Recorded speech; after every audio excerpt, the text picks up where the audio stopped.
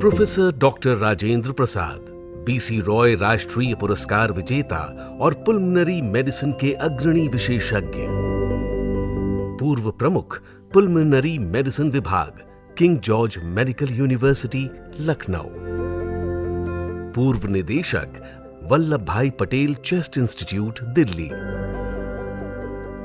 पूर्व निदेशक यूपी ग्रामीण आयुर्विज्ञान एवं अनुसंधान संस्थान सैफई, उपाध्यक्ष राष्ट्रीय टास्क फोर्स राष्ट्रीय टीबी उन्मूलन कार्यक्रम Bharat, emeritus professor national academy of medical sciences Bharat,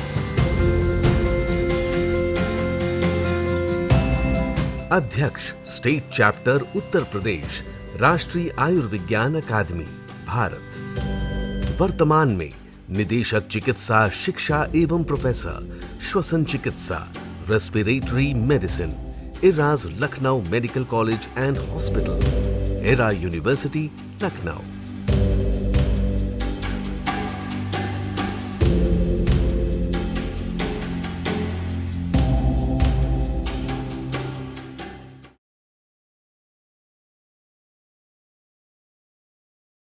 मैं डॉक्टर राजेंद्र प्रसाद हूँ।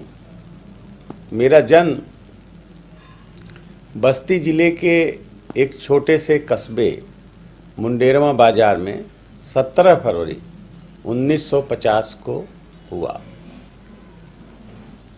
मेरे जन्म के बारे में मैंने एक बार अपने पिताजी से पूछा कि क्या मेरी डेट ऑफ बर्थ सही है, तो मुझे अंदाज लगा उनको भी कुछ पता नहीं था, लेकिन उन्होंने मुझे एक बात जरूर बताई कि शायद डेट ऑफ बर्थ थोड़ा बढ़ा 2 साल शायद बढ़ा के लिखा हुआ है, क्योंकि मैं जो दर्जा 1 से लेके 5 जब मैं प्राइमरी स्कूल मुंडेरवा में ही एक प्राइमरी स्कूल था, तो उसमें मैंने ये 5 क्लास 3 साल में पास कर दिया।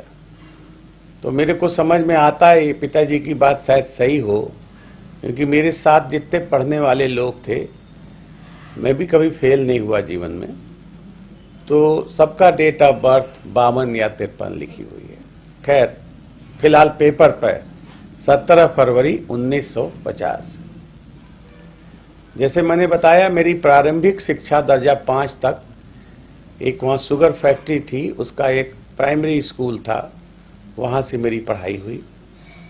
फिर मुंडेरवा बाजार के बगल में जूनियर हाई स्कूल अहरा है, वहाँ से मैं दर्जा 6 से 8 यानी जूनियर हाई स्कूल उस वक्त कहते थे, वहाँ से मैंने किया। पिताजी हमारे बहुत सख्त थे। उनके जब मैं जूनियर हाई स्कूल में पढ़ता था तो उनके क्योंकि बिजनेस था उनका, तो कई टीचर हमारी दुकान पे आते थे और पिताजी से बहुत अच्छी दोस्ती थी। तो अक्सर आज का ज़माना आप देखते हैं कि लड़के को अगर कुछ डांट दे तो पेरेंट्स शिकायत करते हैं। तो मैंने उनको देखा, कई बार हमने छुप के सुना कि देखते हैं ये जब मास्टर साहब आते हैं तो बात क्या करते हैं। तो हमने देखा पिताजी को कई बार हमने कहते हुए सुना, देखो भाई, उनका नाम था राम सुभग, देखो भाई राम सुभग, हमारी तुम्हारी दोस्ती अलग है, लड़का तुम्हारे यहाँ पढ़ता है तो ये कभी मुरौवत मत करना कि वो हमारा लड़का है इसलिए उसे गलती करे तो नहीं डांटोगे। और उन जमानों में तो पिटाई भी होती थी कि नहीं पीटोगे, तो हम लोग समझ जाते थे भैया ये चीज सख्ती कराएंगे। तो हमेशा कभी किसी टीचर का फेवर उन्होंने लेने नहीं दिया, बल्कि उनको कहते थे आप सख्ती करिए भाई, हमें तो पढ़ाना अपने बच्चों। फिर मेरे पिताजी ने, वैसे तो इंटरमीडिएट तक का स्कूल मुंडेरवा में था, लेकिन मेरे पिताजी की इच्छा थी कि मैं, हमारे से मुंडेरवा के 15 किलोमीटर दूर खलीलाबाद पड़ता है, जो बड़ा बाजार है और अब तो वो जिला बन चुका है संत कबीर के नाम से, संत कबीर नगर के नाम से। तो वहाँ एक HR इंटर कॉलेज, बहुत ही मशहूर इंटर कॉलेजों में से बस्ती जिले का एक बहुत ही मशहूर कॉलेज है। हमारे पिताजी ने वहाँ पर हमको पढ़ाया। वहाँ पढ़ाने का मतलब ये था, हमारे बड़े भाई साहब थे जो उन्होंने सौभाग्य से उन्होंने भी MBBS KGMC से किया था, उन्होंने वहां से हाई स्कूल और इंटरमीडिएट दोनों पास किया था। जब मैं हाई स्कूल का इम्तिहान दे रहा था तो अक्सर मैंने देखा, पता नहीं क्या कुछ कोइंसिडेंस है, काफ़ी इम्तिहानों में मेरे को पहले कुछ बीमार हो जाता था। हाई स्कूल में ऐसा मुझे लगा कि मैं 1 महीने बीमार रहा और मुझे टाइफाइड फीवर ग्रसित बताया गया। उस जमाना था, बहुत ज़्यादा हॉस्पिटल बड़े नहीं थे, बहुत बड़े डॉक्टर भी नहीं थे, तो जिसने भी देखा मुझे उसने टाइफाइड फीवर कह के मेरा खाना पीना सब बंद कर दिया और मैं बहुत कमज़ोर हो गया और बुखार तो रहता था। अब इम्तिहान के मुश्किल से जब 1 हफ्ता रह गया तो मेरे को बड़ी घबराहट हुई कि मैं पढ़ने में ठीक ठाक था। तो मैं अपने एक बहुत अच्छे टीचर थे, जमा साहब, जो केमिस्ट्री पढ़ाते थे, तो मैं उनके पास गया और मैंने कहा, सर लगता है मैं इस बार इम्तिहान छोड़ दूं, क्योंकि मैं इम्तिहान इस बीमारी में दूंगा तो मेरा फर्स्ट डिवीज़न नहीं आएगी। ये मेरी इच्छा थी कि मैं हाई स्कूल में फर्स्ट डिवीज़न पास हूँ। लेकिन जमा साहब ने कहा, नहीं नहीं ऐसा नहीं करो। उन्होंने, चूंकि हमारे बारे में उनको ज्ञान था, उन्होंने कहा नहीं, आप इम्तिहान दीजिए और सब ठीक होगा। मेरे को बड़ा गुस्सा भी आ रहा था, क्या करूं। मैं नॉन वेज का उस जमाने में थोड़ा शौकीन था, तो खलीलाबाद में एक होटल था जो बड़ा मशहूर था, तो मैं जाके वहाँ मन भर पेट भर, क्योंकि 1 महीने से मेरे डॉक्टरों ने खाना बंद कर रखा था, तो मैंने मन भर के खाया और देखा खाने के बाद मेरी तबीयत सही हो गई। फिर मैं हाई स्कूल का इम्तिहान दिया और उस कॉलेज में मैं बायोलॉजी सेक्शन में मैं फर्स्ट डिवीज़न आया और वहाँ टॉप किया। मेरी बड़ी इच्छा थी कि मैं इंटरमीडिएट वहीं से करूं, क्योंकि मेरे बड़े भाई ने वहीं से इंटरमीडिएट, क्योंकि जिस कॉलेज में आप टॉप करते हैं तो आप समझते हैं मैं उसी कॉलेज में रहूं, सब टीचर जानते हैं। लेकिन फिर मेरे पिताजी आड़े आए और उन्होंने, मेरे बड़े भाई साहब उस वक्त वो KGMC में MBBS करने आ गए थे, तो उन्होंने कहा इसको अब लखनऊ ले जाओ, अभी इंटरमीडिएट भी यहाँ से नहीं करेगा। मैं बड़ा दुखी हुआ। क्रिश्चियन कॉलेज में मेरा फॉर्म भरवाया बड़े भाई साहब ने। मैं रात दिन यही मनाता रहा कि मेरा एडमिशन ना हो, क्योंकि क्रिश्चियन कॉलेज में उस वक्त मेरिट से एडमिशन होता था, तो मैं मनाता रहा मेरा एडमिशन ना हो, तो जिससे मैं इंटरमीडिएट भी मैं यहाँ अपने खलीलाबाद से रह के पढ़ सकूँ। मेरी बड़ी इच्छा थी, लेकिन पहली लिस्ट में मेरा नाम आ गया। मैं मन मार के लखनऊ आया और क्रिश्चियन कॉलेज में एक CL वेयर हॉस्टल है, उसमें मेरा क्रिश्चियन कॉलेज में एडमिशन हुआ। एक्चुअली मेरा घर तो बस्ती ज़िले में था, तो मैं उस हॉस्टल में रह के मैंने इंटरमीडिएट की पढ़ाई की और इंटरमीडिएट के बाद मैंने वहाँ BSc में एडमिशन लिया। लेकिन उस बीच में कुछ बीमार पड़ा फिर, और फिर सन 70 में मैं BSc तो पूरा नहीं कर पाया बीमारी की वजह से, लेकिन उस साल मेरा PMT में सिलेक्शन हो गया, मेडिकल कॉलेज लखनऊ। पिताजी की बड़ी इच्छा थी। और ये भी बताएं, जो भी मैं आज हूँ, मैं कभी कभी सोचता हूँ, क्योंकि मेरे पिताजी एक बिजनेसमैन थे, अच्छे बिजनेसमैन थे। मुंडेरवा में उनको, वो कपड़े के व्यापारी थे, होलसेल व्यापारी थे, और होलसेल कपड़े का उन दिनों में या तो बॉम्बे का मार्केट था, अहमदाबाद का मार्केट था, या कानपुर का मार्केट था। तो यहाँ जब ये आते थे तो अपने दोस्त जो उनके उस गांव से यहाँ लोग रहते थे, उनसे ये बार बार पूछते थे कैसे डॉक्टर बना जाता है। उस कस्बे में कोई जानता ही नहीं था। तो खैर उनकी इच्छा थी कि मैं भी डॉक्टर बनूं। बड़े भाई साहब मेरे उन्हीं की इच्छा के अनुसार MBBS कर रहे थे और मेरा भी एडमिशन MBBS में हो गया। जब ये खबर उस कस्बे में पहुंची, कस्बे में आप जानते हैं आपस में जो घर थोड़ा आगे बढ़ता है तो उस घर के बहुत खैर ख्वाह नहीं होते लोग, कुछ उल्टी सीधी। जब मेरा लोगों ने बताया कि भाई इनका छोटा लड़का भी KGMC के MBBS वाले कोर्स में सेलेक्ट हुआ, तो बहुत लोगों ने कहा नहीं ये तो आप झूठ बोल रहे हैं, ये जरूर कोई फार्मासिस्ट के कोर्स में गया होगा। मतलब मेरा कहने का मकसद ये है, वो समय ऐसा था, वो जगह ऐसी थी, किसी को ये बिलीफ ही नहीं होता था कि इनके दोनों लड़के केजीएमसी में एमबीबीएस वाले कोर्स में सेलेक्ट हो गए। मेरे भाई साहब 64 में सेलेक्ट हुए और मैं 70 में सेलेक्ट हुआ। उसके बाद मैंने सन 74 में अपनी एमबीबीएस की पढ़ाई केजीएमसी से पूरी करी। इंटर्नशिप 1 साल की होती है, वो भी मैंने केजीएमसी से किया। फिर अब आया जब मैं एमबीबीएस पूरा हो गया। इसी बीच में 75 में मेरी शादी के लिए पिताजी बात करने लगे, जब मैं इंटर्न था। और मेरी शादी मेरी शादी 11 दिसंबर 1975 में सुल्तानपुर जिले के एक मुसाफिर खाना जगह है, जो उस वक्त अब तो वो अमेठी जिले में आ गया है, तो वहाँ एक एग्जीक्यूटिव इंजीनियर श्री श्याम बिहारी गुप्ता जी थे, उनकी बेटी से मेरी शादी हो गई। शादी की भी कहानी बड़ी दिलचस्प है। उन जमाने में लड़के लोग लड़कियों को देखने का प्रचलन कम था, फिर भी जाना शुरू किए थे लोग। और मेरे जो बड़े भाई साहब, चूंकि वो डॉक्टर थे, तो मेरे पिताजी ने, मेरे भाई की शादी में तो पिताजी देखने गए थे, और मेरी शादी जब बात चली तो मेरे बड़े भाई साहब को कहा गया भाई तुम देखाओ।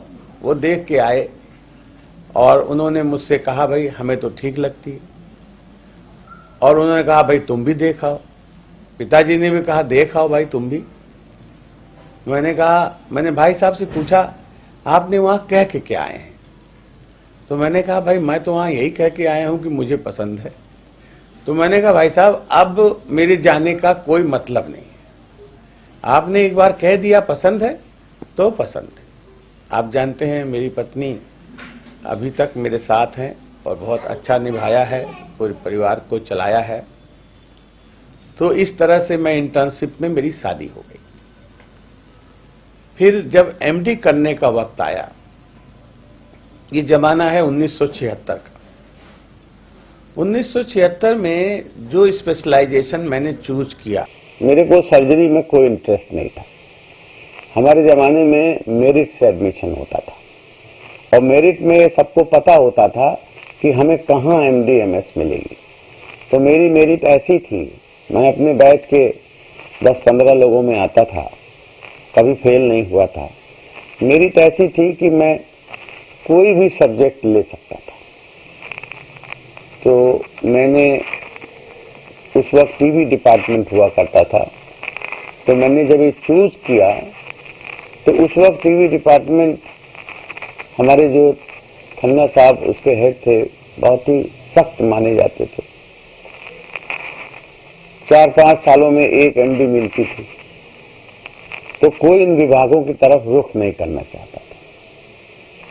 लेकिन मेरे दिमाग में एक बात आई कि वहां मेरी मेरिट सबसे हाईएस्ट थी। मेरी मेडिसिन और पीडियाट्रिक्स में मेरिट बीच में आती थी, लेकिन इस डिपार्टमेंट में मैं सबसे ऊपर होता था। तो मेरे मन में आया अगर मैं इस विभाग में जाऊं और अगर सब कुछ भगवान ने ठीक रखा तो शायद मैं इस विभाग में चमक सकता हूं। ये मेरा आइडिया उस वक्त था। लेकिन जब मेरे बैच वालों को पता लगा, मेरे दोस्तों को पता लगा कि मैंने टीवी डिपार्टमेंट ऑप्ट किया है, तो वो लोग मेरे से गाली गलौज मारपीट पे आ गए। उन्होंने कहा पागल हो गए हो क्या? जब तुम्हें मेडिसिन मिल सकती है, पीडियाट्रिक्स मिल सकती है, तो तुम टीवी में क्यों जा रहे हो भाई? लेकिन मैंने कहा भाई मेरा मन हो रहा और मुझे जाने दो, और मैंने ज्वाइन किया। और अगर मैं फ्लैशबैक में सोचता हूँ तो शायद वो चीज़ क्लिक भी की मेरे लिए। इस तरह मैंने सन 1976 में मैंने एमडी में एडमिशन लिया। पहले उस ज़माने में डीटीसीडी डिप्लोमा करना पड़ता था। उसकी भी एक कहानी हमारे खन्ना साहब ने, हम चूँकि हमारी मेरिट बहुत ऊपर थी तो हमने सोचा मैं डायरेक्ट एमडी कर दूं।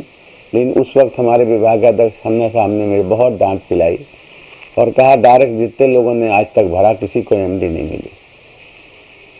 तो मैंने कहा सर मैंने कोई आपका मैंने कोई अनादर नहीं किया, मैंने दोनों में भरा है, आपकी मर्जी। मेरी मर्जी तो यही है मैं एमडी कर लूँ सीधा, लेकिन खैर उन्होंने मुझे डीटीसीडी ही दिया, डिप्लोमा ही दिया।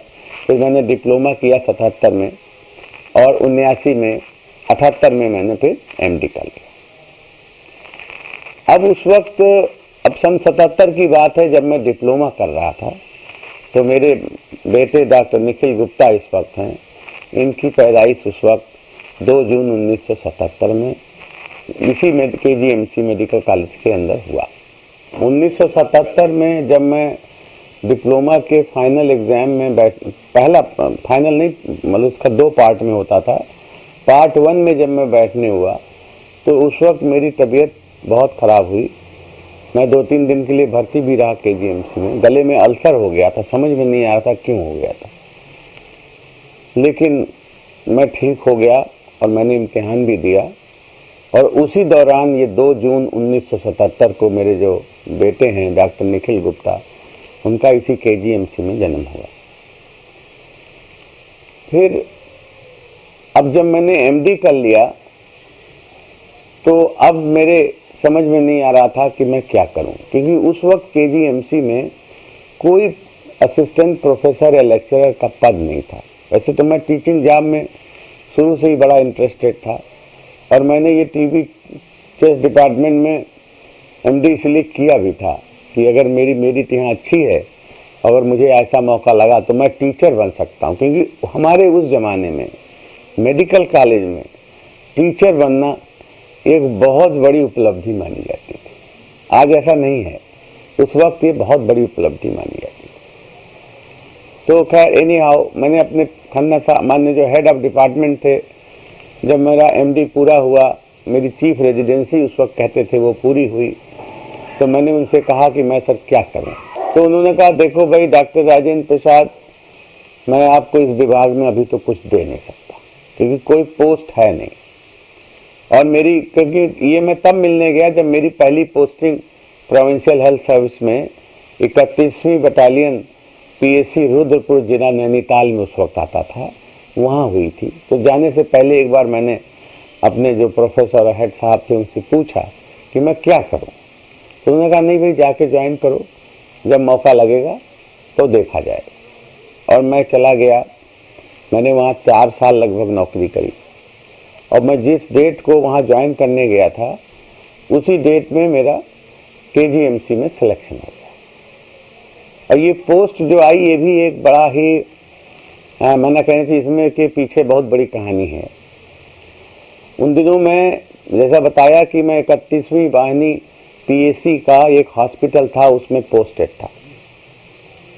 तो वहाँ पोस्टेड था तो हमारी PAC चली गई आसाम। PAC की पोस्टिंग होती है पुलिस, तो आसाम चली गई। तो एज ए डॉक्टर मैं भी चला गया। एक इंसिडेंस की बात है, उस वक्त ये ब्रिजलाल, जिसका आप लोग नाम बहुत सुनते होंगे, ये DG बने उत्तर प्रदेश के, वो नए IPS थे, मैं नया MD था। हमारी पोस्टिंग उन्हीं के हॉस्पिटल में, उस PAC की वो कमांडेंट थे। तो उन्हीं के संग मैं गया और अचानक एक दिन कोई इन्फॉर्मेशन वहाँ आसाम में मांगी गई और फिर ब्रिजलाल साहब के संग हम लोग बैडमिंटन खेलते थे शाम को, क्योंकि वहाँ तो ज़्यादा काम था नहीं। तो कोई इन्फॉर्मेशन यहाँ लखनऊ में मांगी गई। तो मैंने ब्रिजलाल साहब से कहा भाई ये इन्फॉर्मेशन मैं थोड़ा घूम भी आऊँ, कि मेरे वाइफ बच्चे सब लोग गए हुए थे, मैं घूम भी आऊँ। तो उन्होंने कहा ठीक है डॉक्टर साहब, ये इन्फॉर्मेशन भी उन ज़मानों में बड़ा ये मेल वेल का तो कोई सिस्टम था नहीं। तो खैर उन्होंने मुझे अलाउ कर दिया और मैंने कहा भाई मैं वहाँ PAC में भी मैं एक बार देख आऊँगा कि वहाँ क्या हालत है लोगों का। तो इस तरह मैं आया। तो और मैं नैनीताल लखनऊ से जा रहा था तो मैं डायरेक्टरेट ऑफिस चला गया, मेडिकल डायरेक्टरेट, जहाँ से ये फॉर्म बांटे जा रहे, मुझे कुछ पता नहीं था। तो मेरे वहाँ बाबूजी थे, उन्होंने कहा कि डॉक्टर साहब आप क्या लेक्चरर के फॉर्म भरने आए हैं क्या, फॉर्म भर के लाए हैं क्या? मैंने कहा भाई मुझे तो पता नहीं, मैं तो आसाम में था। बोले डॉक्टर साहब मंडे को लास्ट डेट है इसकी, तो ये फार्म आप ले लीजिए। और नैनीताल में चूँकि मेरी पोस्टिंग थी तो उसे गवर्नमेंट में की पोस्टिंग थी, तो नो ऑब्जेक्शन लेके करना पड़ता है। तो मैं नैनीताल गया फॉर्म को लेकर के मैं मंडे, चूँकि एक दिन बाद लास्ट डेट थी, तो मैं फॉर्म लेकर के खुद आया और जमा किया और 3-4 हफ्ते में मेरा सिलेक्शन केजीएमसी में हो गया। इस तरह मैं मई 1984 में मैं केजीएमसी में आया। फिर केजीएमसी में आने के बाद मैं यही कह सकता हूं, मैंने पीछे मुड़ के नहीं देखा। 1984 में मैं लेक्चरर बना, 1987 में असिस्टेंट प्रोफेसर बना दिया गया, 3 साल बाद बन जाते थे। फिर 97 में मैं हेड ऑफ डिपार्टमेंट बन गया, एसोसिएट प्रोफेसर ही रहते हुए, और 99 में मैं प्रोफेसर बन गया। इस तरह से मैंने इस विभाग में लगभग 41 साल काम किया, सन 76 से लेकर के और 2011 तक मैं लगभग 15 साल इस विभाग का हेड भी रहा। और उसके बाद एक दिन अचानक मेरे को पता लगा कि मैं सैफई का डायरेक्टर बना दिया गया। मेडिकल इंस्टीट्यूट सैफई, जिसे हम लोग मिनी पीजीआई कहते हैं, तो वहाँ का डायरेक्टर मेरा सिलेक्शन हुआ। और मुझे नहीं पता था, मैं एक्चुअली जब डायरेक्टर की पोस्ट की ये बातें चल रही थी, कोई इंटरव्यू नहीं होता, ये सर्च कमेटी की पोस्ट होती है, तो मैं 3 दिन के लिए श्रीलंका गया हुआ था। और श्रीलंका से जब मैं लौटा तब मेरे पास बहुत से फ़ोन आने शुरू हुए गवर्नमेंट से कि भाई आपका सिलेक्शन सैफई में हो गया है, आप तुरंत जाके सैफई ज्वाइन करें। मैंने अपने वाइस चांसलर से कहा, उस वक्त डॉक्टर DK गुप्ता साहब वाइस चांसलर हुआ करते थे केजीएमसी के। मैं चूँकि मेरे पास भी फ़ोन बहुत आ रहे थे, उनके पास भी फ़ोन बहुत आ रहा था कि डॉक्टर साहब को तुरंत रिलीव करिए। मैं उनके पास गया और लगभग 7 बजे के समय में गया हूँ। और DK गुप्ता मुझसे कुछ नाराज इसलिए लग रहे थे कि जैसे मेरे पास फ़ोन आ रहे थे तो उनके पास भी फ़ोन आ रहे थे कि भाई डॉक्टर साहब को तुरंत। अब मैं तो यहाँ था ही नहीं, मैं श्रीलंका में था, तो कैसे मुझे छोड़ देंगे। लेकिन जैसे ही मिलने गया तो उन्होंने कहा, देखो राजेंद्र प्रसाद, कितने भी फ़ोन आवे, मैं तुम्हें छोड़ने वाला नहीं, यहाँ से मैं रिलीव नहीं करूँगा, क्योंकि मेरा विभाग कौन चलाएगा। मैंने कहा, सर आप सही कह रहे हैं, मैं आपसे तो मैं भी कोई बहुत लालायित नहीं हूँ, मेरा ये है कि आप मेरी बात पूरी सुन लें, तब जैसा आप कहेंगे मैं वैसा करूँगा। मैंने कहा, मैं उस वक्त, ये बात है अगस्त 2011 का, उस वक्त मैं लगभग अपने डेट ऑफ बर्थ के हिसाब से 61.5 साल का पूरा हो चुका था। और केजीएमसी में उस वक्त रिटायरमेंट एज 62 साल की थी। तो जब मैंने DK गुप्ता साहब को ये बात बताई कि मैं तो साहब 61.5 साल का हूँ और इस सैफई के डायरेक्टर की पोस्ट 65 साल तक की थी, तो वो आप मानोगे नहीं, जब मैंने ये कहा कि मैं 61.5 साल का हूँ तो अपनी कुर्सी पर वो खड़े हो गए। बोले, राजेंद्र प्रसाद तुम 61.5 साल के हो? भाई तुमको देख के तो लगता तुम 55-56 साल के हो, इसीलिए मैंने वो बात कही कि मैं तुम्हें कभी छोड़ूंगा नहीं, रिलीव नहीं करूंगा, क्योंकि मेरा विभाग यहाँ कौन चलाएगा, तुम आप इतना अच्छा मतलब वो चलाते हो। तो मैंने कहा नहीं। बोले, अगर तुम भाई 61.5 साल के हो, 6 महीने बाद रिटायरमेंट तुम्हारा यहाँ से है और मैं तुम्हें उसके बाद कुछ दे नहीं पाऊंगा, और ये तुम्हारी 65 साल की नौकरी होने जा रही है, भाई मैं आपको तुरंत रिलीव करूंगा। उन्होंने रजिस्ट्रार को बुलाया और उन्होंने कहा, डॉक्टर साहब को तुरंत आप रिलीव कर दिए। और मेरे को अगली सुबह रिलीव आर्डर मिल गया। रिलीव आर्डर में मेरे को उन्होंने बहुत ही, क्योंकि समय कम था, एक लिमिटेड फेयरवेल दिया जिसमें सारे हेड्स को बुलाए, जिसमें डॉक्टर DK गुप्ता साहब ने अपने भाषण में 2-3 बातें कहीं मैं बताना चाहूँगा। बोले, राजेंद्र प्रसाद, मैं उन्हीं की बात में ये कोट कर रहा हूँ, मैं अपनी तरफ से नहीं कह रहा हूँ, क्योंकि उस वक्त DK गुप्ता साहब, हमारा उनका साबिका सिर्फ 2 महीने का था मैक्सिमम। 2 महीने वो नए वाइस चांसलर आए थे। 2 महीने में उन्होंने जितना मेरे बारे में समझा जाना, उसको वो भाषण में कह रहे थे कि भाई राजेंद्र प्रसाद, ये मैं तो, मेरे को सुनाई पड़ता है कि ये अपने पेशेंट में बहुत पॉपुलर हैं, अपने स्टूडेंट्स में बहुत पॉपुलर हैं, अपने कोलीग्स में भी बड़ी इनकी इज्जत है, बहुत पॉपुलर हैं। इतने पॉपुलर ये गवर्नमेंट में भी होंगे, ये मुझे ज्ञान नहीं था। अब बोले गवर्नमेंट का मैं इसलिए कह रहा हूँ कि 4 दिन से मेरे पास ऐसा कोई अधिकारी नहीं जिसका फोन ना आया हो कि डॉक्टर राजेंद्र प्रसाद को अपने KGMC से रिलीव कर दीजिए, जिससे वो सैफई जाके ज्वाइन कर लें। मैंने जब अपने फेयरवेल, जब उनके भाषण को, उसके बाद बहुत से हेड्स ने भी बोला, तो मैंने जो उनका जवाब दिया वो मैं ज़रूर बताना चाहूँगा। मैंने कहा सर ऐसा है, आपने जो ये 3 बातें बताई, पहली कि मैं पेशेंट्स में बड़ा पॉपुलर हूँ, मैं स्टूडेंट्स में बहुत पॉपुलर हूँ, और मैं मतलब अपने कोलीग्स में बहुत पॉपुलर हूँ, इसके बारे में तो मैं कोई कमेंट नहीं कर सकता। ये तो आपका अपना ऑब्जर्वेशन है, जैसा आप समझें आपने बोला। लेकिन जो चौथी बात आपने बोला कि मैं गवर्नमेंट में भी बहुत पॉपुलर हूँ, ऐसा कुछ है नहीं। ये एक कोइंसिडेंस है। आप सारे हेड्स बैठे हुए हैं, आप पूछ लीजिए। मैं सुबह 9 बजे यहाँ आता हूँ और 4 बजे के बदले मैं यहाँ 5 और 6 बजे तक, क्योंकि उनसे भी मैं 7 बजे मिल रहा था, इसके मैंने मैं उस डिपार्टमेंट से ही मिलने गया।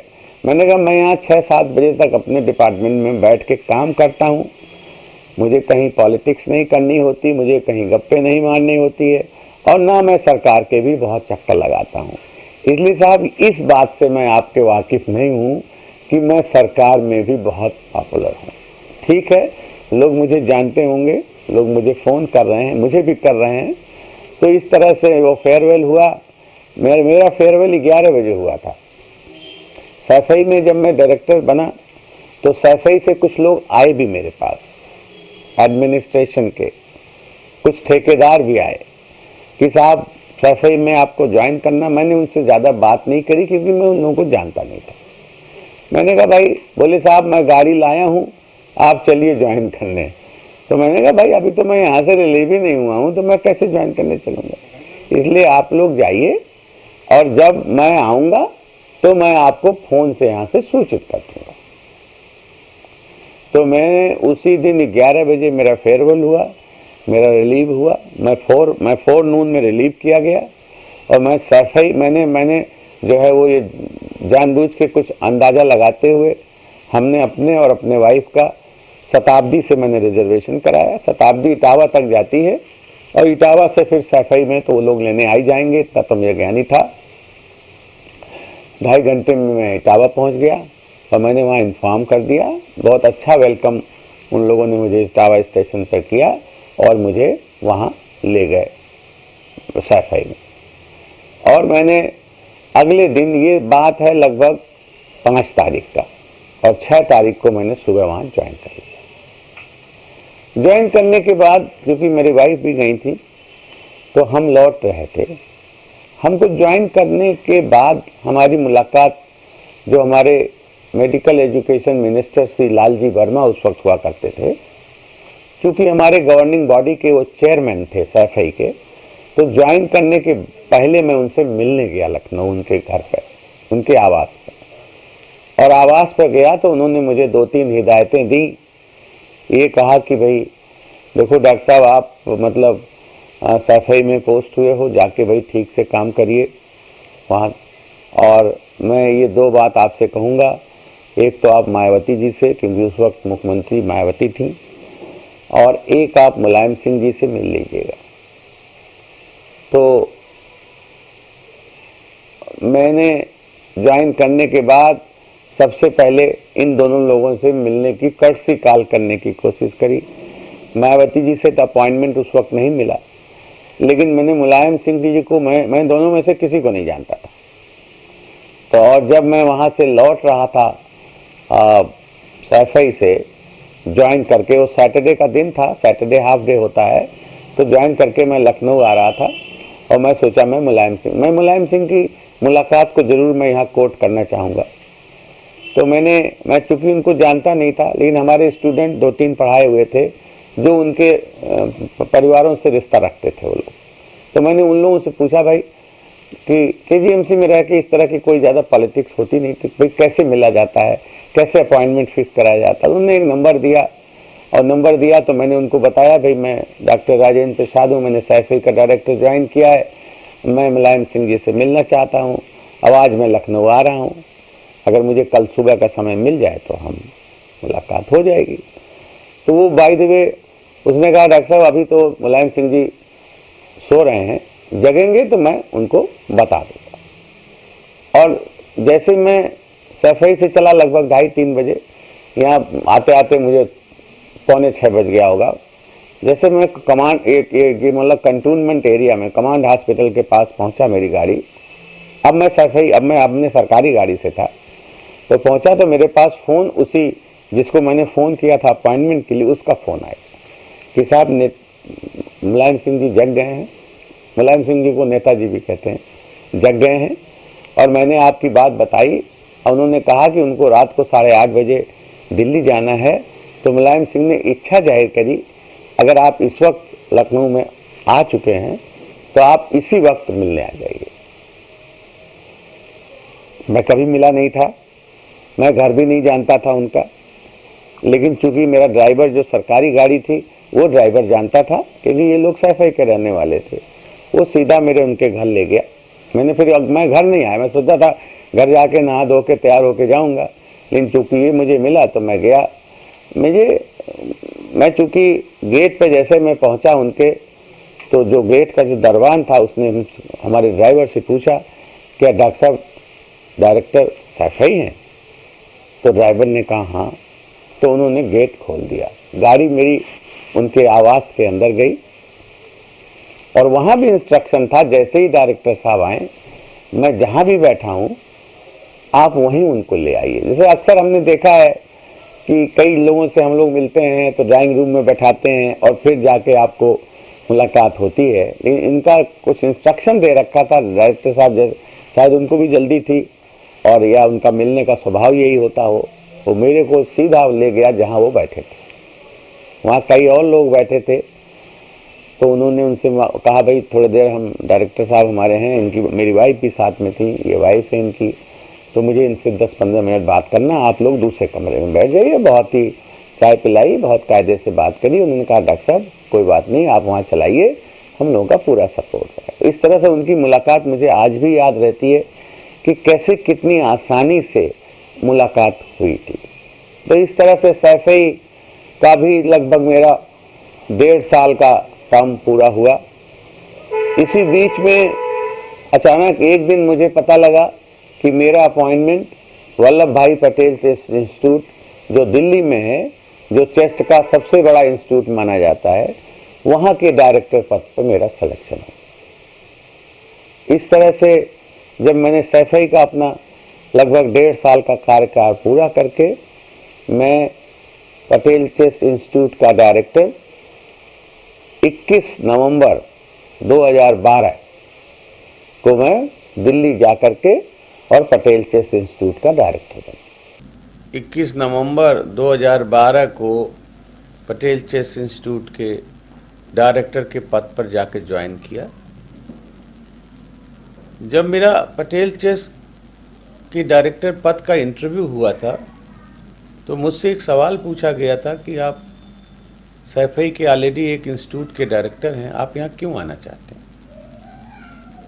तो मैंने कहा, ये बात सच है कि मैं एक इंस्टीट्यूट का डायरेक्टर हूँ, लेकिन चूंकि ये चेस्ट का इंस्टीट्यूट है, हमारी डिजीज़ हमारे दिल के पास है, तो मैं चाहूँगा अपने आखिरी दिनों, जो भी 2-3 साल मेरे पास बचे हैं, मैं इस इंस्टीट्यूट की सेवा करूँ। ये शायद उन लोगों को भा गया और मेरा सिलेक्शन, क्योंकि मेरे पास समय बहुत कम था। मैं ऑलरेडी 62 साल का हो चुका था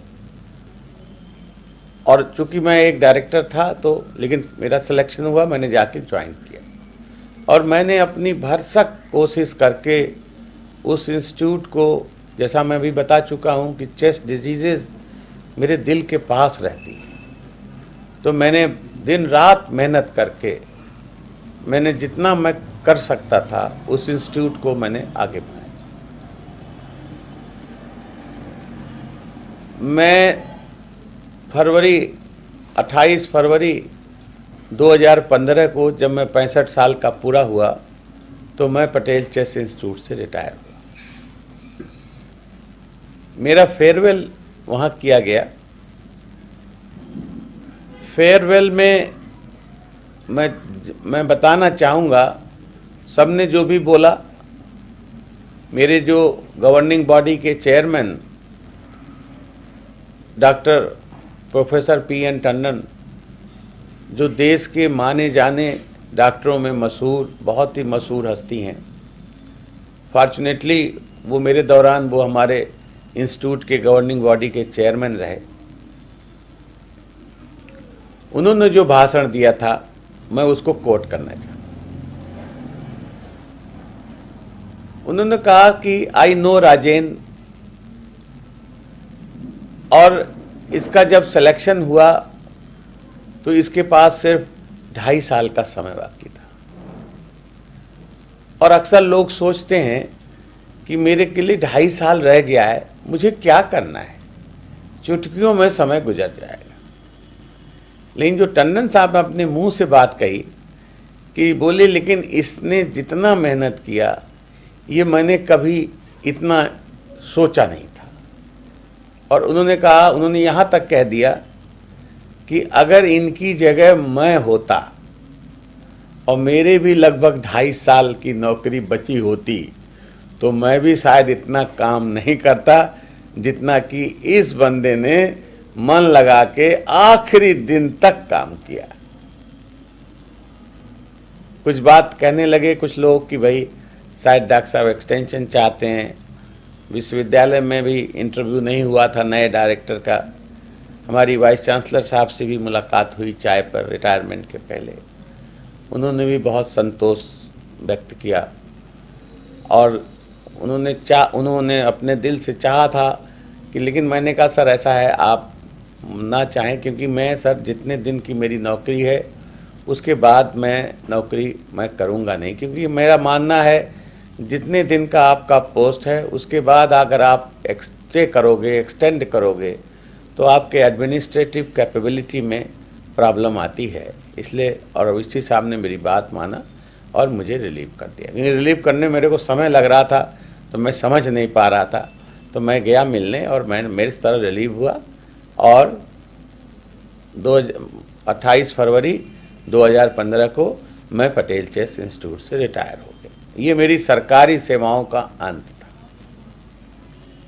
जब मैं वहाँ से रिटायर हो के लखनऊ आया तो लखनऊ में एक्चुअली बहुत से मेडिकल कॉलेज हैं, हर लोगों ने मेरे से संपर्क किया। सभी लोग चाहते थे कि मैं उनका इंस्टीट्यूट ज्वाइन कर लूं, क्योंकि हमें एमसीआई के हिसाब से 70 साल तक की नौकरी आप कर सकते हैं।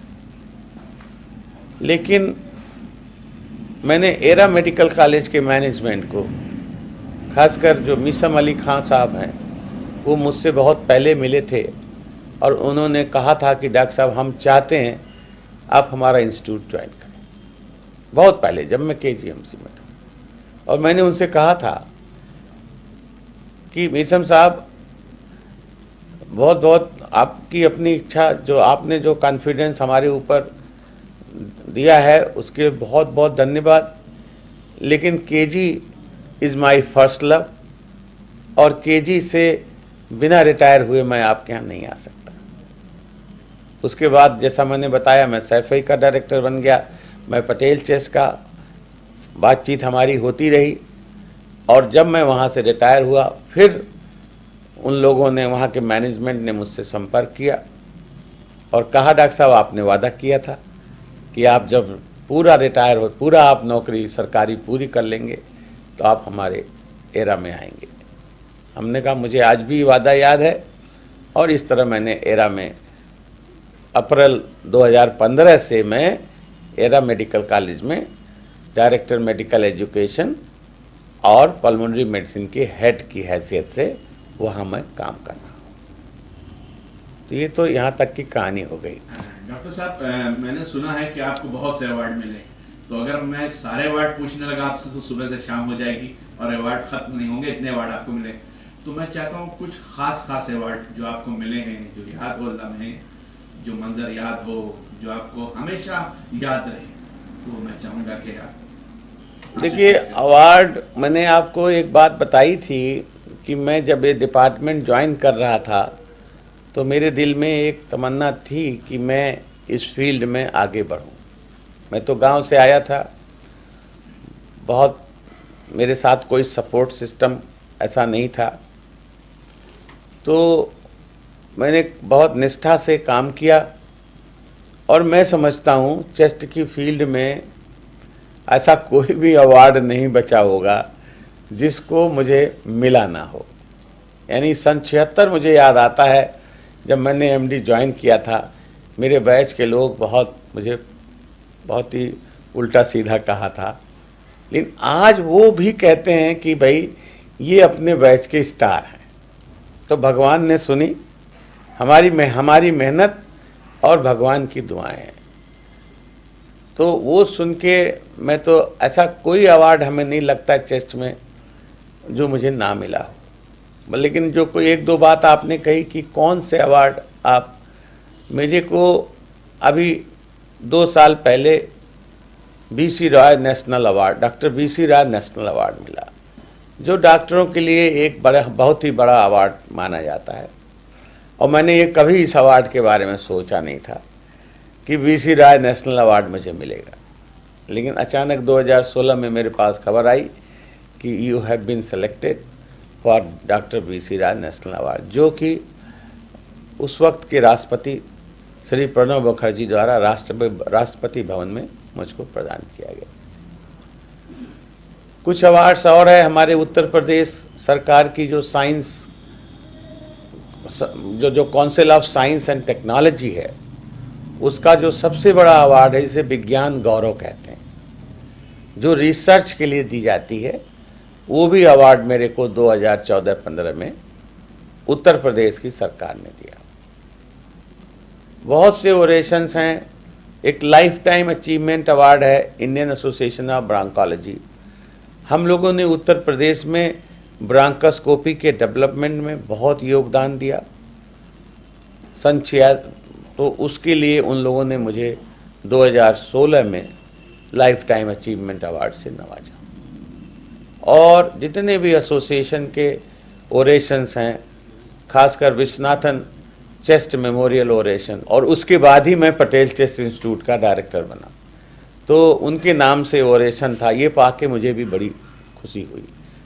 तो ये अवार्ड्स की मेरी कहानी रही हैं और मेरे पास लगभग 25 अवार्ड्स मुझे मिले। और हम सोचते हैं कि चेस्ट की फील्ड में ये बहुत बड़ी उपलब्धि मानी जाती है, और लोग ऐसा कहते भी हैं कि ऐसा कोई अवार्ड नहीं बचा जो डॉक्टर राजेंद्र प्रसाद साहब को नहीं मिला।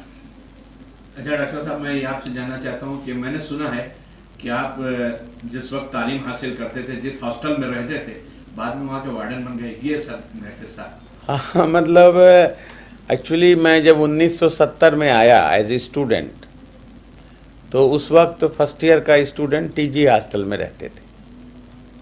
तो 70 से लेके 72 तक 2-3 साल लगभग मैं टीजी हॉस्टल में रहा।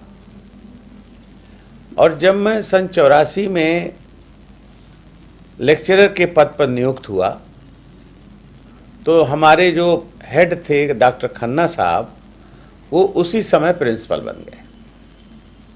तो मैंने उनसे एक ही विनती करी थी कि सर, मेरे पास लखनऊ में कोई जगह नहीं है, मेरे पास रहने की कोई जगह नहीं। उस वक्त केजीएमसी में इस फैकल्टी के रहने की बहुत कम जगह थी। तो मैंने उनसे रिक्वेस्ट करी, तो उन्होंने कहा देखेंगे। मैंने बताया मई 1984 को मैं लेक्चरर ज्वाइन किया, और एक दिन मुझको अक्टूबर के महीने, मुझे आज भी याद है कि उस वक्त इंदिरा गांधी जी का मर्डर हुआ था 1984 में। तो मुझे खन्ना साहब ने एक दिन अपने ऑफिस में बुलाया, डिपार्टमेंट में ही, कि भाई राजेंद्र प्रसाद, तुम टीजी हॉस्टल के असिस्टेंट वार्डन बनोगे।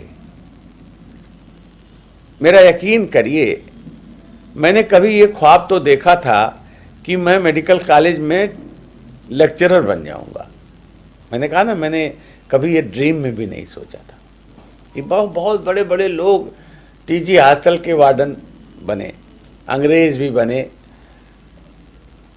नवाब लोग भी बने, बड़े बड़े लोगों का नाम आता था। मैं सोचता था मैं वहाँ कहाँ जाके काम कर पाऊँ। तो मुझे लगा कि ये कुछ घबराए से हुए हैं। उन्होंने कहा ठीक है भाई, तुम 24 घंटे का समय देता हूँ और कल सुबह आके तुम मुझे बता देना कि तुम बनना चाहते हो कि नहीं। तो मैं थोड़ी देर खड़ा रहा, फिर मैंने उनको तुरंत जवाब दिया। मैंने कहा सर ऐसा है, 24 घंटे का मैं समय इसलिए नहीं लूँगा क्योंकि मेरी रात की नींद हराम हो और मैं सोचूं कि मैं हाँ कहूँ कि ना कहूँ। तो साहब मैं आपके ऊपर छोड़ता हूँ। आप अगर समझते हैं कि मैं वो काम कर पाऊँगा और वो मेरे हित में है और कॉलेज के हित में, हॉस्टल के हित में है, तो मैं डिसीजन आप पे छोड़ता हूँ। मैं 24 घंटा आपको इंतज़ार नहीं करूँगा। खैर इतनी बात कह के 10 बजे हमारे वो हेड साहब प्रिंसिपल ऑफिस जाते थे।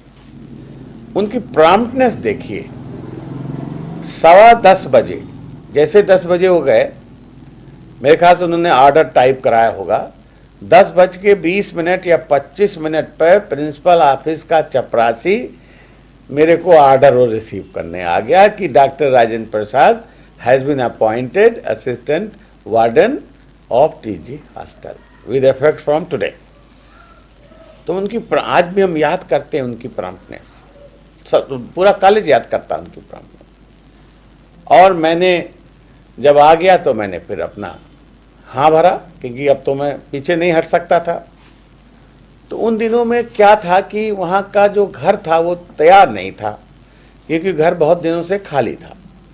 तो मैं सोच रहा था थोड़ा घर का हो जाए तब मैं जाऊँ। लेकिन उन्हीं दिनों इंदिरा गांधी जी का मर्डर हुआ था। तो हॉस्टल में कुछ कभी कभी इस एरिया में बवाला, टीजी हॉस्टल आप जानते हैं, थोड़ा बवाले वाले वहाँ फर्स्ट ईयर के लड़के भी रहते थे। तो डॉक्टर साहब ने मुझसे कहा तुरंत ज्वाइन करिए। हलीम साहब उसके वार्डन हुआ करते थे, उस वक्त बहुत मशहूर। और हलीम साहब लगभग 28 साल वहाँ के वार्डन रहे, मशहूर, वो कॉलेज का रिकॉर्ड है, हमारे टीचर भी रहे। तो उन्होंने खन्ना साहब से कहा कि भाई अभी तक उसने ज्वाइन नहीं किया। तो खन्ना साहब ने मुझे बहुत डांट लगाई और मैंने उसी रात को जा कर के मैंने वहाँ ज्वाइन कर लिया। तो इस तरह मैं टीजी हॉस्टल में मैं भी लगभग 1984 से लेके और 2009 तक रहा, यानी 25 साल लगभग। और हलीम साहब अपने भाषणों में कहते हैं कि मेरा रिकॉर्ड जो है राजेंद्र प्रसाद साहब तोड़ते अगर ये सैफई और अगर केजीएमसी से सैफई ना चले गए होते। तो मैं उनके बाद मैं बहुत लंबा समय रहा टीजी हॉस्टल में, मैंने बहुत समय देखा। और मैंने कहा काफ़ी वहाँ फर्स्ट ईयर के लड़के रहते थे, बवाले भी, रैगिंग के नाम पर बवाला भी बहुत होता था। लेकिन भगवान की मेहरबानी थी, हम लोगों के 25 साल के कैरियर में कभी भी टीजी हॉस्टल में मुझे ऐसा कोई इंसिडेंस नहीं याद है कि जो बहुत कोई बवाले वाला रहा। एक बार ज़रूर हुआ, एक हॉस्टल का एक वाकया याद आता है। डीआर सिंह साहब हमारे वार्डन थे उस टाइम और मैं उनका असिस्टेंट वार्डन था। कुछ शरारती लड़कों ने टीजी हॉस्टल में होली के पहले कुछ कुर्सियों में आग लगा दी, कुर्सियाँ लगा के आग लगा दी। तो हम कहीं बाहर गए थे, लौट के आए तो हमारे वार्डन साहब ने कहा राजेंद्र प्रसाद बड़ा बवाला हो रहा हॉस्टल में। हमने कहा साहब होली है, ये तो है चक्कर। कुछ लड़के बदमाश थे, हर बैच में होते हैं। तो डीआर सिंह साहब ने क्या किया जाए, हमने कहा सर ऐसा है, प्रिंसिपल के पास चलते हैं, इसका बिना ऐसे तो रोकथाम हो नहीं पाएगा। तो हम लोग प्रिंसिपल के पास गए 4 बजे लगभग शाम को। उस वक्त प्रिंसिपल मैडम पीके मिश्रा हुआ करती थी। हम लोगों ने उनको सारी बात बताई कि मैडम रात को कुछ शरारती लड़कों ने हॉस्टल में कुर्सियां जला दी हैं और आज मुझे ऐसा सुनाई पड़ रहा आज भी आग लगाएंगे। तो मैडम तो कहते हैं आप लोग क्या चाहते हैं? हमने कहा साहब हम लोग 2 चीज़ चाहते हैं, एक तो ये चाहते हैं कि पुलिस लगा दी जाए वहाँ पर, क्योंकि आग वाग लगेगी तो बड़ा परेशानी हो जाएगा, और दूसरा हम ये चाहते हैं कुछ जो शरारती लड़के जिसको हम लोग पहचानते हैं उनका सस्पेंशन ऑर्डर।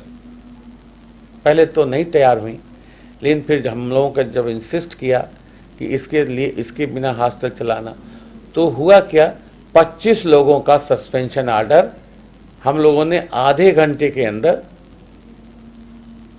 सर्व करवा दिया। आज भी मैडम को हम याद करते हैं।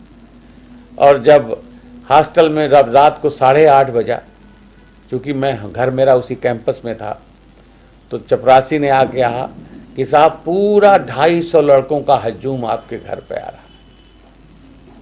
250 लड़का। तो चपरासी भी डरा भाई, उस वक्त पुलिस लेकिन पुलिस हमने अपॉइंट कर रखा था, लेकिन घर में तो नहीं थी पुलिस। तो हमने कहा कोई बात नहीं, हमें डरने की बात नहीं, उन्हें आने दो। और वो मेरे घर पे आए, मैं दरवाज़ा खोल के उनसे मिला, और जैसे ही मैं बाहर निकला आगे के जो 20-30 लड़के रहे होंगे सब मेरे पैर पे पड़ गए। तो मुझे बड़ी खुशी हुई कि किसी तरह का बवाला नहीं होगा। तो हमने कहा क्या हुआ भाई तुम लोग? हमने थोड़ी अनभिज्ञता जाहिर करी, सस्पेंशन तो हम ही लोगों ने कराई थी। ये भाई हॉस्टल में मेंटेन करने के लिए ना ऑर्डर कभी कभी डिसीजन लेने पड़ते। तो हमने कहा भाई क्या हुआ? बोले सर हम 30 लोग सस्पेंड हो गए। हमने कहा क्यों सस्पेंड हो गए? बोले साहब वो कुछ आग उग लगी थी साहब, हम लोग तो थे नहीं। हमने कहा भाई देखो भाई उन जमानों में कोई कैमरा तो होता नहीं था, तो उन जमानों में तो ऐसे ही जो शरारती तत्व तो थोड़े बहुत होते उनका नाम दे दिया जाता। हमने कोई बात नहीं। एक लड़के का मुझे अभी भी याद हो, कहता था सर मैं तो रात को सिनेमा देखने गया था, मेरे पास टिकट है। एक लड़के ने मुझे बस का टिकट दिखाया, एक लड़के ने ट्रेन का टिकट दिखाया। हमने कहा रख के रहो सब, ये जब इंक्वायरी होगी ना तुमको इसमें मदद मिलेगी। तो इस तरह से कभी कभी हॉस्टल में बवाले होते थे, हम लोग मेहनत करके उसको कंट्रोल करते थे, लेकिन ज़माना दूसरा था, लड़के कंट्रोल भी हो जाते थे। तो इस तरह से मैं वार्डन बना और बड़े अच्छे खट्टे मीठे सभी अनुभव हैं, लेकिन बहुत अच्छे अनुभव हैं। वहाँ से लड़का भी, वैसे टीवी डिपार्टमेंट के टीचरों को बहुत कम लोग पहचानते हैं, लेकिन मैं बड़ा सौभाग्यवान था कि मैं टीजी हॉस्टल का 25 साल रहा और लड़के सब पहचानते हैं हम लोगों को। तो इस तरह से मैं वार्डन बना। हम लोग हर साल उनकी याद में स्वर्गीय गोपी चंद मेमोरियल जागरूकता और कैंप करते हैं। यानी हम पहले तो लोगों को जागरूक करते हैं, खासकर सब तरह की बीमारियों को क्या करें क्या ना करें, और फिर हम करते हैं। ये इसलिए करते हैं कि दो हम समझते हैं पिताजी के विशेष के खिलाफ था, लेकिन हम समझते हैं वहाँ छोटी जगह है, लोग बीमारियों के बारे में जागरूक नहीं हैं, और भगवान ने हमें इतना दिया है, समाज ने हमें इतना दिया है, तो हमें भी अब समाज को कुछ पे करने का समय आया है। इसलिए हम लोग यहाँ से डॉक्टरों को लेके जाते हैं, हर साल ये कैंप करते हैं, और ये कैंप हम लोग अपने ज़िंदगी तक करते रहेंगे। और मैं चाहूँगा कि मेरे बाद मेरा बेटा जो खुद डॉक्टर है, राम मनोहर लोहिया इंस्टीट्यूट में असिस्टेंट प्रोफेसर है मेडिसिन विभाग में, मैं तो चाहूँगा कि मेरा बेटा भी इसको कंटिन्यू करे। बचपन में जैसा मैंने बताया कि हमारा पिताजी अच्छे बिजनेसमैन थे, कपड़े के होलसेल व्यापारी थे, बड़ा नाम था उनका। तो वो हम लोग चाहते थे, हम लोग बहुत प्रभावित थे उनसे, चाहते थे इसी बिजनेस में हम लोग कंटिन्यू करें, लेकिन पिताजी कदापि नहीं चाहते थे।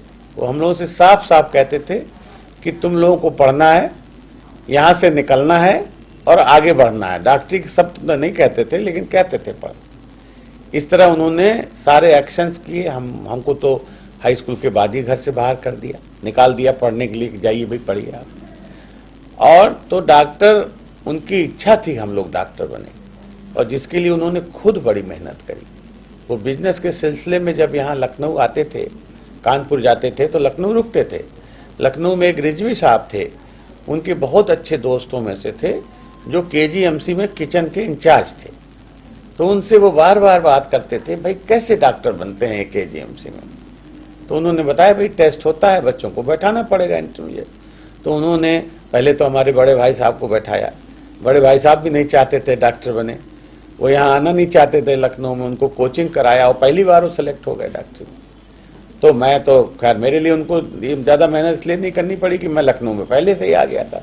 तो आज हम यही कहना चाहते हैं, पेरेंट्स की बड़ा रोल, पेरेंट्स का रोल बहुत ज़्यादा होता है। पेरेंट्स जैसा चाहते हैं अगर बच्चे लोग उसको फॉलो करें तो अच्छी ज़िंदगी। तो हम लोग तो डॉक्टर बने ही उनकी इच्छा के लिए, और जो भी आज हैं, हम तो, हमारे पिताजी आज नहीं हैं, लेकिन हमेशा हम लोग कहते हैं भाई हम लोग उन्हीं की इच्छा के अनुसार ही डॉक्टर बने हैं। और आज अगर वो हमारे सामने रहे, हमारे साथ 20 साल रहे, जब मैं टीजी हॉस्टल में वार्डन था, वो बहुत खुश होते थे। और कोई मरीज अगर बस्ती से आता था अपने ज़िले से तो इतना पूछता था, इतना पूछते थे, इतना प्यार करते थे। हमें थोड़ी सी देर होती थी तो हमको डांटते थे, आके तुरंत देखो क्यों देर कर रहे हो। और आज भी मरीज जब आते हैं तो कभी कभी मुझसे पूछते हैं पिताजी आपके कहाँ गए, तो हमने भाई अब तो नहीं रहे हो। मैंने अपने अनुभवों से सीखा है कि आदमी कितने भी गरीब परिवार से आया हो, कितने भी गांव से आया हो, दूर जगह से आया हो, अगर वो मेहनत करे, मन लगा के काम करे, तो दुनिया की वो हर चीज हासिल कर सकता है। ये मैं इसलिए कह रहा हूं कि ये लोग हम लोगों के बारे में कहते हैं। और दूसरी बात, हमेशा हमने अपने स्टूडेंट्स को सिखाया है कि आप कुछ भी बन जाइए, you should always has a human touch. अपनी इंसानियत को मत छोड़िए।